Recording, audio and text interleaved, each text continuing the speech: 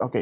Niños, clase 30 ya, estamos. 30 clases desde que comencé yo a hacer esto de lenguaje con ustedes. ¿El Miércoles próximo semestre 30 de usted junio. también está con nosotros? Sí, sí, sí, sí, sí. Sí, sí, sí, sí, sí, sí, sí, sí. Sí. Es muy probable que siga yo. Muy probable, estamos hablando de 90% de probabilidades. Por lo menos, a menos que pase algo que vuelva la profe o que, no sé, que contraten a un profe para ustedes especial. No creo. O que volvamos a clases presenciales y ahí vemos como el tema del horario. Vamos a ver, ¿ya? Pero mientras tanto, no, sí, yo lo he pasado bien con ustedes, he aprendido harto, tanto como ustedes, me imagino, eh, y me hace agradable hacerles clases, de verdad. A ustedes me gusta mucho hacerles clases, los disfruto.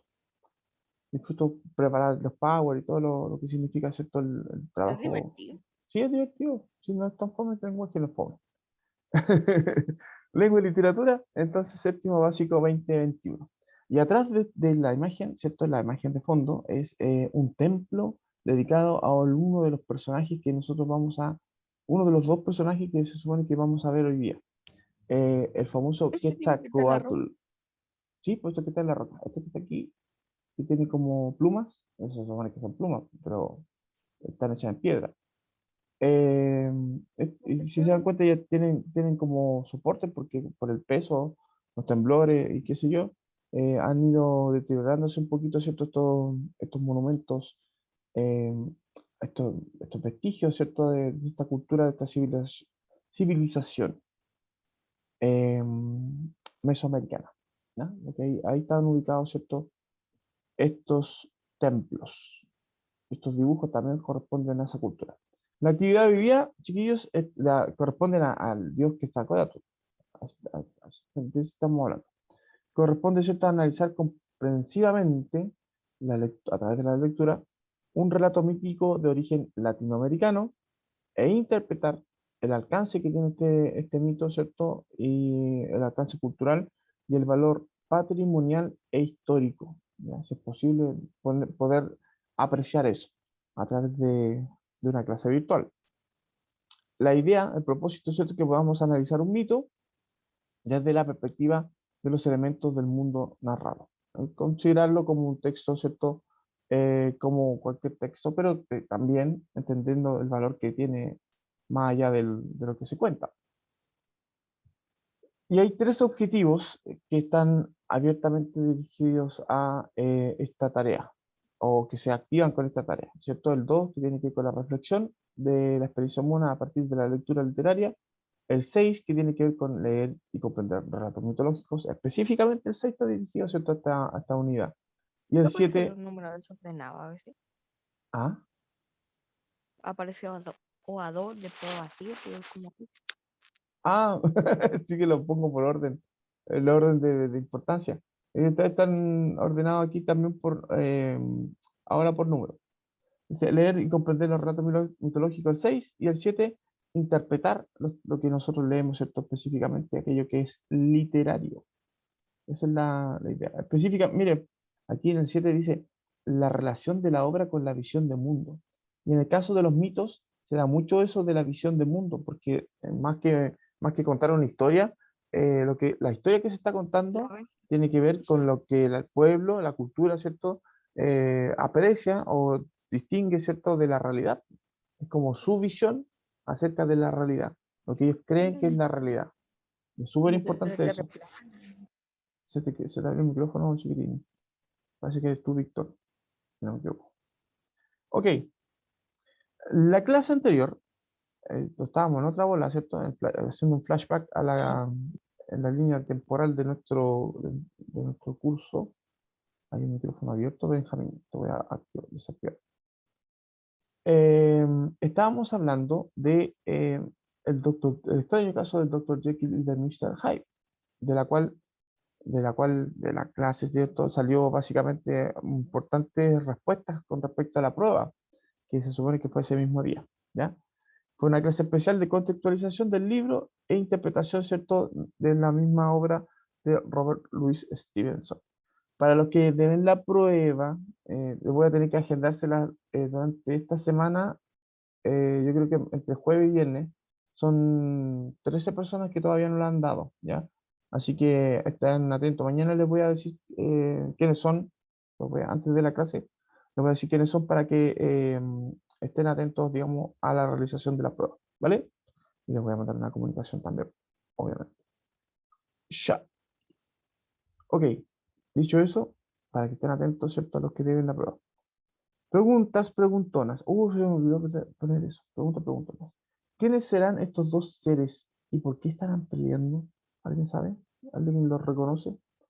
¿Alguien ha viajado a México? Nunca he viajado. Nunca fuera de Chile. No. Ya.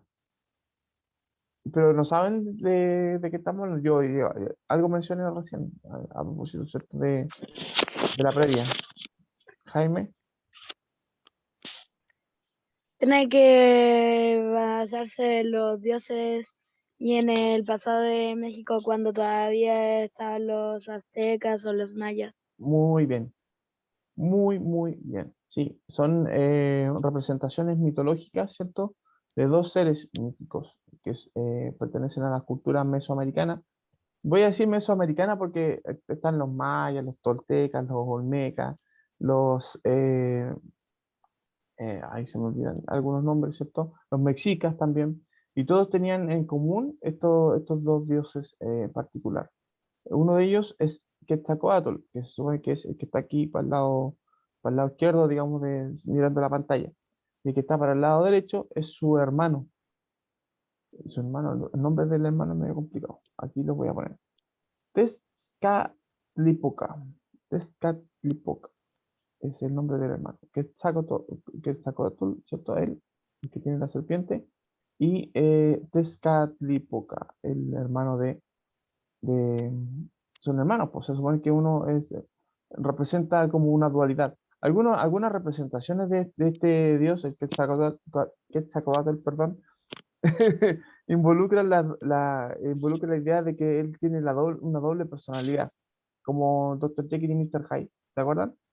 Ya, una cosa así, que tiene como una doble identidad. De hecho, es como que él mismo representa a su doble. Algunas representaciones hablan de eso. Y otros No sé por lo... qué me recordó a Dragon Ball.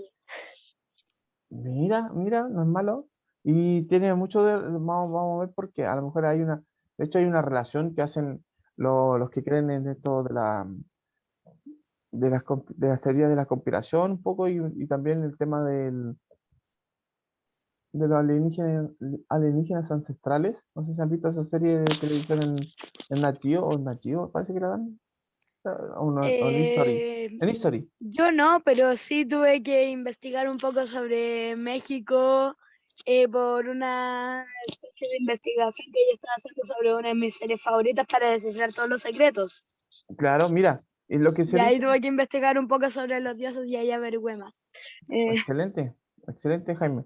Claro, Esa mira, serie tenía misterio y códigos secretos, entonces, ya. sí, está lleno de misterios. De hecho, no sé si se acuerdan o si estaban más lúcidos La todavía, estructura. chiquititos, del año 2012 cuando se hablaba del fin del mundo, del calendario maya. ¿Se acuerdan de esto? Eso de De que hecho, hay... crearon una película relacionada Yo Sí, tenía 4 años, yo estaba en el jardín. No. mira, pues, que ya, estamos hablando de tiempos muy antiguos. Pero se supone que hay todo un hito misterioso en torno, un halo misterioso, ¿cierto? En torno a esta civilización, porque llegó a ser tan importante y a tener conocimientos científicos tan fuertes, tan trascendentes, específicamente las matemáticas. Tienen un sistema matemático muy preciso, demasiado, tanto como el hecho de la observación astronómica. Ellos eh, predijeron eclipses. O sea, ese nivel de desarrollo tecnológico tuvieron. Quizás no máquinas, quizás no sé, no electricidad y ese tipo de cosas, ¿cierto? Pero sí, por el solo hecho, ¿cierto?, de tener un- una forma, digamos, de observar el cosmos que les permitió a ellos, digamos, precisar y confeccionar un calendario preciso con respecto al comportamiento de los cuerpos celestes, ¿cierto? Complicado, o sea, de verdad muy muy interesante lo que se representa a través de esta cultura en particular. Sí, muchas Lamentablemente, personas creyeron que iba a ser el fin del mundo porque el calendario terminó.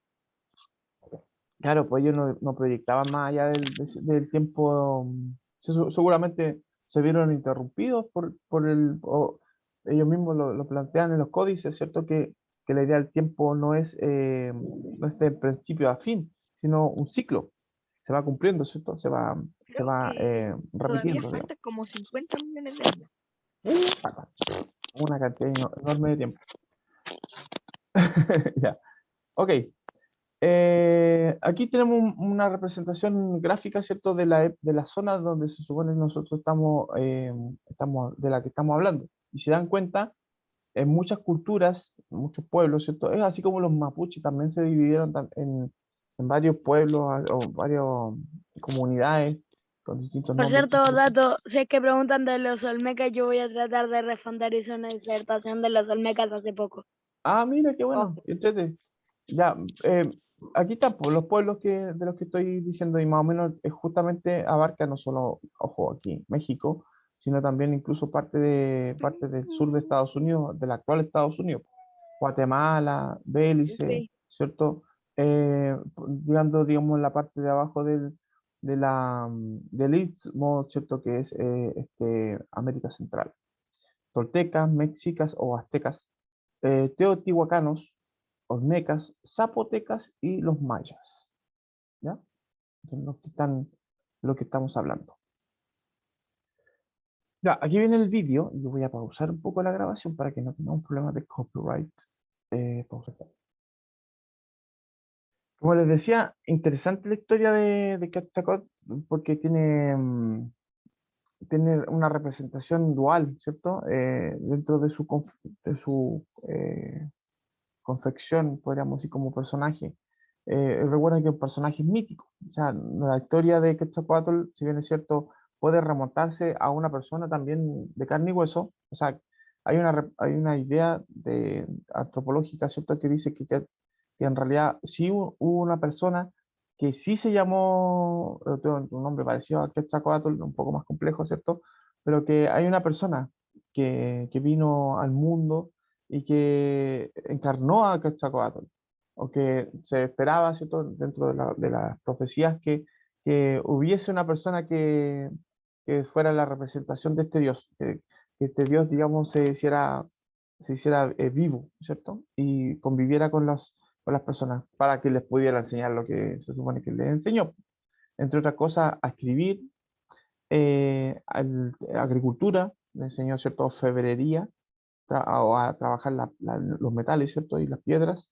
Eh, Trabajar artesanalmente, a eso me refiero, y también como haciendo herramientas. Les enseñó astronomía también, ¿cierto? Dentro de todo. Patrón de los vientos, dice a propósito, porque también a través de los vientos le enseñó navegación, etcétera, etcétera, etcétera. Es un tipo súper sabio que apareció de repente y digo, cuando digo apareció de repente, así tal cual. ¿Ya? Voy a mostrarles, ¿cierto? Si es posible, esa historia. Quetzalcóatl y Tezcatlipoca negro, porque eso es lo que les decía con respecto al personaje en general, ¿cierto? Y dice que Quetzalcóatl es como la representación blanca o la luz del día, el sol, así se representa, y Tezcatlipoca es como su adversario, sería como la noche, la oscuridad, Como el Yin Como Yang. muchas cosas exactamente, que, por ejemplo, ellos son la representación de la luz y la oscuridad, del bien y el el mal, mal, exactamente, el muy yin y bien. el Es como yang. un Yin Yang. Es como el yin y el yang, exactamente. Y de nuevo, por eso les decía, porque los tipos que creen en esto de que hay una conexión entre todas las culturas, específicamente desde el punto de vista de esta dualidad, ¿cierto? Entre lo bueno y lo malo, etcétera, etcétera, eh, se basan justamente en estas coincidencias, po. Ahora, coincidencia, mm, porque se puede que los pensamientos confluyan, las culturas puedan confluir, digamos, a los mismos pensamientos, a las mismas ideas, porque básicamente lo que nosotros vemos es de la realidad. vemos nosotros la realidad, en la cultura que estemos, ¿cierto? Vamos a ver personas buenas y personas malas.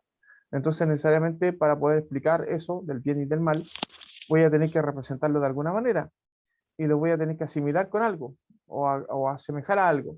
Entonces, lo que tengo más a mano, ¿cierto? Es justamente la luz y la oscuridad, pues, lo bueno, lo malo, ¿cierto? El carácter positivo, brillante, ¿cierto? Que es lo bueno, y el carácter opaco, ¿cierto? Oscuro, que es lo malo. Y así voy jugando, ¿cierto? Con esta dualidad. O sea, tanta coincidencia, mm, es más como que todos los pensamientos parecen confluir a las mismas citas. Bueno, vamos a hablar de estos dos personajes. Según la cosmogonía náhuatl, ¿cierto? Es como la visión de cosmos, ¿cierto? De la cultura náhuatl, que es como la que concentra toda esta zona mesoamericana. El dios Tezcatlipoca o Quetzalcóatl,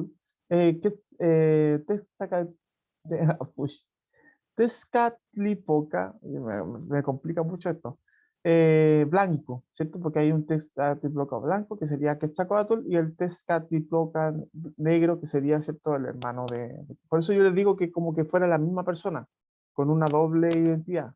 Algunas representaciones de eso hay. No es que sean dos Es personas que como la diferentes. mayoría de los seres humanos solo distinguimos entre el bien y el mal, no nos damos cuenta de los otros pensamientos o los otros puntos de vista. Claro, de hecho, lo que En ese quiere. sentido, el ser Como un universo humano es paralelo. superficial.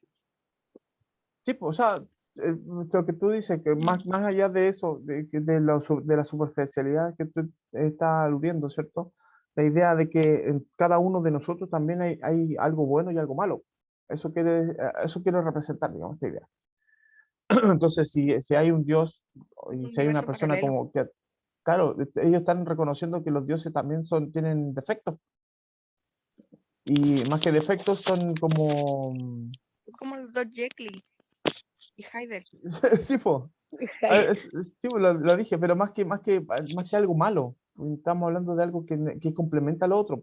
Fíjense, dice, es uno de los Son cuatro de los... complementarios. Exactamente. Son dualidades complementarias que necesitan ser. Bueno, dice, es uno de los cuatro hijos de los dioses primordiales llamados Ometecuhtli, ¿cierto? Y Omecicuatl, bajo el relato, ¿cierto? De la creación del universo, de los cuales representa la esencia masculina y femenina de la creación. Estos dos, ¿cierto? Ometecuhtli y Omecicuatl. Eh, por lo que Quetzalcóatl simboliza la vida, ¿cierto? La luz, la sabiduría, la fertilidad. Aquí lo vamos a destacar, ¿cierto? El conocimiento. Así también como ser el patrón del viento y del día, es también el regidor del oeste con el nombre de Tezcatlipoca Blanco. En el tiempo, otros mitos se fueron integrando para pasar de ser un dios creador de la humanidad hasta ser un rey histórico de la ciudad de Tula, ¿cierto? Que existe todavía. O bien, como otro dios solar, al lado de su hermano Huitzilopochtli, perdón, interpretándose así con este mito el traslado que realiza el sol a través de los cielos desde el amanecer hasta el atardecer por sus regidores, ¿cierto? Y los hermanos, aquí me voy a complicar mucho, Tlatzhuicalpantecutli y Solotl, que junto con ellos es el hijo de Mixcoatl, ¿cierto? Y Xemalma. Para la cultura azteca y otras civilizaciones mesoamericanas, entre ellos los olmecas, ¿cierto? Los mayas, el dios era hermano de Tezcatlipoca, ¿cierto? Es como que fueran dos personas diferentes. Para los toltecas también estos dos eran rivales. Sea como sea, ambos eran considerados como el ser supremo. Los dos integraban, ¿cierto? Esta idea del ser supremo. La combinación de Quetzalcóatl, Era como ¿cierto? la vida, De hecho, la oscuridad. exacto. De hecho, el mismo que la palabra Quetzalcóatl ya es una combinación que sugieren dos significados relativos, ¿cierto? A las funciones que tenía este dios en la teología tolteca, ¿cierto? Una serpiente con plumas. Quetzal, ¿cierto? Es un ave que existe, ¿cierto? Y Coatl se refiere, ¿cierto? A la serpiente. Entonces es una Bueno, serpiente no lo con piensas. plumas. Claro. Vayan pensando, serpiente, serpiente reptil, reptil emplumado. ¿No le suena algo tipo Jurassic Park o Jurassic World? Ave de las edades, Sí, gema de los ciclos, Se me ombligo hace o centro familiar. precioso, serpiente acuática fecundadora, el de las barbas de serpiente, también se le llamaba así, el precioso aconsejador, acuérdense que es un sabio, divinidad dual, ¿cierto? O divina dualidad, femenino masculino, pecado y perfección, movimiento y quietud. Quetzalcóatl era también importante para la civilización teotihuacana.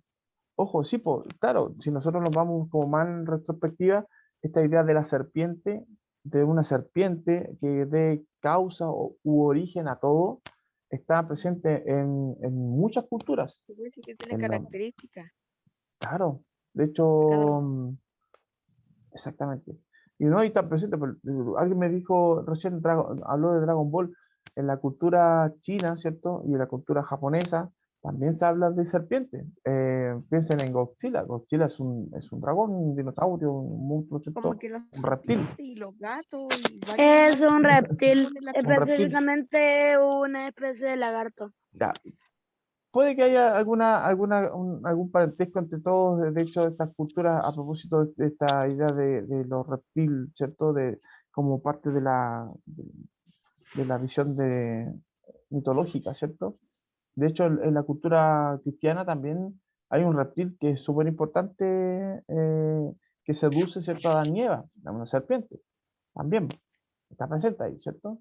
Los monstruos que nosotros vimos, ¿cierto? Que aparecen también en la Biblia, serpientes de 7 cabezas, etcétera, etcétera, etcétera. La cultura griega, ¿cierto? También los mitos hablan de serpientes, de monstruos, ¿cierto? Que son como reptiles, que originan, ¿cierto? También un comportamiento específico de los seres humanos. muy Bueno, comunes. es muy común, eso, es muy, muy misterioso, lo vamos a tener ahí en observación, como sale en mi avatar. Ok, y miren, a propósito de la dualidad, yo quiero hacer una relación aquí intertextual a propósito de dioses, la dualidad, pues de dos hermanos que pelean entre sí, ¿cierto? Por el tema del orden. Uno que representa, en este caso Thor, ¿cierto? Que representa la luz, el rayo, luz, y el otro que representa la oscuridad, Sobre el elegido, y pues la le gusta trampa, más ¿cierto? Loki. Ahí tenemos, ¿cierto? Una portada del cómic Hermanos de Sangre, publicado por Marvel en el año 2019, ¿ya? Que vendría a ser como la representación mitológica nórdica, que también habla de serpientes, que en su origen. Así que ahí tenemos otra relación intertextual a propósito de mitos, si se pueden establecer relaciones intertextuales entre mitos. Y este es el templo de Chichén Sí, como Itzá. digo, siempre está la representación del bien y el mal. Es como Claro, los dos puntos principales. Y de hecho, es- bueno, ya que sin el bien no existe el mal y sin el mal no existe el bien, entonces esto va formando un equilibrio espiritual. pues no podemos, justamente no es podemos como hablar de Dios bien, y el qué diablo. bueno lo que dices. Es muy importante lo que están señalando, chiquillos, porque, claro, no podemos saber qué es bueno si no hay algo que lo contraponga, que sería lo malo, y al revés, ¿cierto? No Es sabemos como qué Dios y el cosa es diablo. malo sin. Exactamente. La cultura maya, en el templo de Kukulcán, ¿cierto? En la zona arqueológica de Chichén Itzá, según la leyenda, ¿cierto? Dice que Quetzalcóatl llegó a esta zona maya, al sureste del actual México, donde fue reconocido como un gran jefe guerrero, ¿ya? Estamos hablando de una leyenda, no de un mito específicamente, porque aquí se habla como de una persona real que existió. Fundó la Liga Amayapán, ¿cierto? Y conquistó la ciudad de Chichén Itzá, donde fue conocido con el nombre de Kukulcán, que en lengua, ¿cierto? Eh, Aya quiere decir eh, cucú, pluma, y can, ¿cierto? Serpiente. Y donde se encuentra este templo que tiene su nombre. Y el templo que es una pirámide. También otra coincidencia cultural. Ahí tengo que hacer alusión a la persona que tomó la fotografía a propósito. ¿Cuántos Los, kilómetros mex- son? los mexicas, perdón. Ah, profe. Ah, no, esto está en el sur de México.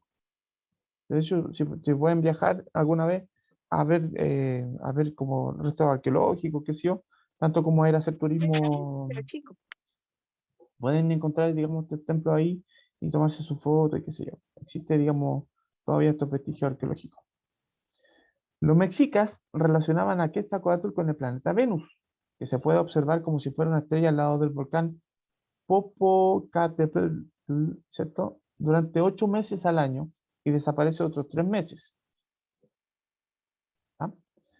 La profecía indica que este astro y otros dos solsticios, donde se dice que Quetzalcóatl viene a la Tierra 2 veces al año a traer fertilidad y cosecha, sucederán hasta la segunda venida carnal de Quetzalcóatl. Eso dice la profecía, ¿cierto? Una de las representaciones de esta deidad era la del hombre barbado, por lo que durante la conquista de la Nueva España, Mesoamérica, específicamente cuando llegan los españoles a México, no, porque acuérdense que los españoles llegaron como a las islas que están en el Caribe y después, ¿cierto?, descubrieron como continente, tierra continental. Estamos hablando de 1519, más o menos, ¿cierto? Cuando llega Hernán Cortés específicamente. Algunos pueblos de Mesoamérica identificaron a Hernán Cortés como Quetzalcóatl, porque Hernán Cortés era barbado, ¿cierto? Tenía armadura brillante, metálica, ¿cierto? Como con escamas, parecía una serpiente, ¿cierto? Su armadura, con la articulación de la misma, ¿cierto? Y tenía un yelmo, un casco, ¿cierto? También reluciente, porque era el general, o sea, el jefe de todos los que venían en estas expediciones conquistadoras. Y un penacho de plumas. Entonces decían, este barba, medio rubio, se parece a Quetzalcóatl. Es que algunos creyeron, ¿cierto?, que era la segunda venida de Quetzalcóatl. Bueno, tal afirmación nace desde las primeras cartas de relación, que son como los escritos que ellos, como el registro que llevaban de lo que iban haciendo y iban descubriendo, ¿cierto? Las cartas de relación que se las mandaban al rey, Carlos V, ¿cierto? En español, rey de España, de ese entonces. Se considera que dichas cartas fueron una estrategia de Hernán Cortés para poder... chiquillos, hay un micrófono abierto ahí, muy molesto. Fue una estrategia de Hernán Cortés que preparó él, ¿cierto? Para poder hacerse de las tierras o de la conquista, ¿cierto? Ganar el nombre, porque había una ley, ¿cierto? De acuerdo con la ley española, ¿cierto? Había un edicto que prohibía, ¿cierto? A las personas que no tenían autorización a conquistar tierras en nombre del rey. Tenían que tener un documento legal, ¿cierto? Que permitieran a ellos, ¿cierto? Conquistar tierras. Bueno, Hernán Cortés no había cumplido con ese edicto, ¿cierto? No había cumplido con esa ley y era como, hay una orden de detención en su contra. Entonces, para poder ganarse el favor del rey y que le permitieran, digamos, hacer la conquista, porque había un interés económico también de por medio, él se basó en este relato, ¿cierto?, que le habían hecho un mancebo, ¿cierto?, de la cultura mesoamericana, no me acuerdo cuál específicamente, maya parece que era, eh, que lo había confundido justamente con Quetzalcóatl, que era la representación divina, y eso les permitió a los españoles conquistarlos fácilmente, porque en ese entonces, ¿cierto? Un regente, un rey que lo vio e interpretó erróneamente, ¿cierto? Esta llegada de los, de los españoles, porque coincidía justamente con una fecha importante dentro del calendario que ellos habían predicho como posiblemente la fecha en la que volviera Quetzalcóatl, la segunda llegada de Quetzalcóatl. Entonces, como que las dos cosas coincidieron. Y eso dice la historia, ¿cierto? El relato histórico y el relato legendario también, porque hay también parte que no están muy bien fundadas, ¿cierto? Durante la colonia, la ilegalidad de la conquista se fue olvidando y el mito, ¿cierto?, de que los españoles fueron confundidos con Quetzalcóatl se fortaleció, en parte porque también hay una profunda aculturación oficial, ¿cierto?, de los mexicas para reafirmar esta jerarquía colonial. O sea, un poco también les permite a ellos explicar por qué se rindieron tan fácilmente, porque no ofrecieron la resistencia que, por ejemplo, ofrecieron en parte los incas, cuando fueron también o quisieron ser conquistados, y más arduamente, ¿cierto?, la resistencia que tuvieron los mapuches. Los mapuches pelearon 300 años con los españoles, no los dejaron, no se fueron, no fueron fáciles de engañar, digamos. Los mexicas sí, ahí como que tuvieron un punto a favor, ¿cierto? Los españoles de confusión, ¿cierto? De ahí tenemos otra representación de Mexica, perdón, de una escultura a propósito de Quetzalcóatl. Bueno, el modo en que los aztecas entendían el mito era como sagrado, ¿cierto? Ellos creían en esto, habían evidencias poco históricas con respecto para ellos, ¿cierto? Culturales, a propósito de que Quetzalcóatl les vino a, como a entregar un conocimiento que ellos no tenían. Era un poco como Prometeo en la cultura, ¿cierto? En la tradición del otro lado del mundo. Hablaban de que Prometeo también había robado el fuego, que el fuego era significaba, ¿cierto? Sabiduría, etcétera, etcétera. Entonces, Quetzalcóatl como que representa eso también, la sabiduría. De modo que comprendieron a Hernán Cortés y su hombre, ¿cierto? Esta historia les permitió a ellos, obviamente, aprovecharse de las creencias de los aztecas, ¿cierto? Y conquistarles más fácilmente. Porque imagínense que ustedes estén esperando, por ejemplo, a Jesús. Todos estamos esperando a Jesús, Jesucristo va a venir, y los evangélicos dicen, ah, sí va a venir, arrepiéntanse y todo. Y de repente aparece todo coincide. Y ahí nace una guagua de una mujer que es virgen, y de repente, porque hay evidencia científica también de que puede suceder eso, embarazos sí espontáneos. Hay evidencia científica de pocos casos, pero hay. Entonces, por tú que coincida todo y nazca una guaguita y coincida con la conjunción astral y qué sé yo. Ese es la segunda venida de Jesús. Y todos se rindan ante y la persona sea mala, que tenga malas intenciones y que se aproveche de eso. Algo sí pasó aquí, ¿ya? Algo sí les pasó supuestamente por el rato histórico y legendario, ¿cierto? Les pasó a los aztecas. Y vieron que Quetzalcóatl, el español, por así decirlo, ¿cierto? De alguna manera, que podría ser, ¿cierto? Podría ser. Ahora, hay otros viejujos que dicen que el primer Quetzalcóatl en realidad era un navegante vikingo, porque bueno, los vikingos en esa época ya usaban barba, andaban con casco, tenían cierto, distintas, o sea, una apariencia muy, muy similar a la que podría haber tenido cierto Quetzalcóatl.